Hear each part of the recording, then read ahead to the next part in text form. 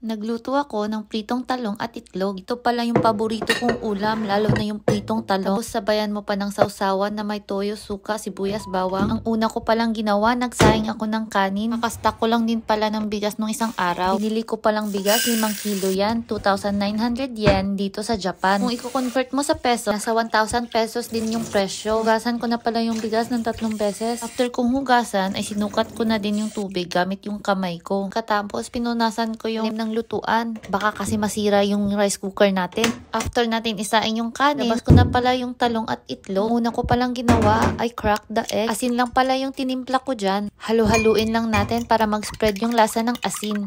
Sunod, hiwain na natin yung talong. Ganito lang pala yung hiwa ko sa talong. Yung simpleng pangprito lang. Pagkatapos, ilagay natin yung hiniwang talong sa tubig. Konting babad lang para hindi mangitim yung talong. Sunod, gawa tayo ng sausawan. Bawang, sibuyas, toyo at suka. 4 lang na sangkap, may sausawan ka na. Naalala ko tuloy nung bata ko, toyo at suka yung inuulam namin. Pag wala kaming ulam, lagyan mo ng konting mantika, ay solve na yung tiyan mo. Ihalo na natin yung gagawin nating sausawan. Kahit nasa ibang bansa ako, toyo pa din ang Pinas yung ginagamit ko. Lutuin na natin yung talong at itlog. Pinainit ko na pala yung lutuan. Tapos maglagay ng mantika. Use oil pala yung ginamit ko dyan. Minute na yung mantika, ilagay na natin yung itlog. Ganyan pala yung gusto kong prito sa itlog. Parang pancake at kunting sunog. Malaki kasi tignan, kahit 2 itlog lang yan. Ubos talaga yung kanin mo. Pag ganitong luto ng itlog yung gagawin mo. Sunod, magprito na tayo ng talong. Madami pala yung mantika yung nilagay ko dyan para deep fried talaga yung pagluto sa talong natin.